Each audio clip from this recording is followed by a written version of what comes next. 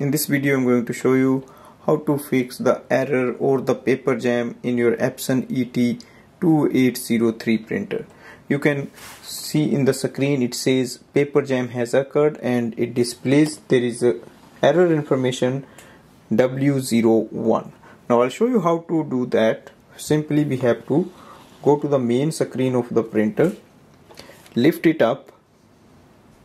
Now below you will see there is another point or place, just push it outside and now lift this whole section.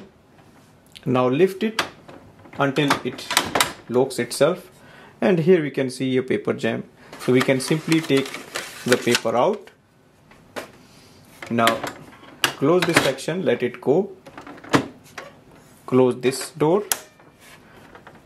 Now go to the back of the printer, take the paper out. So you can see if there is any other paper stuck here, simply push it out and install the new paper.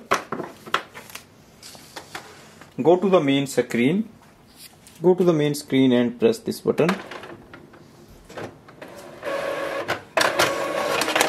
So it has resumed the copy and we have cleared the error. So this way we can fix the paper jam in this printer. Thanks for watching.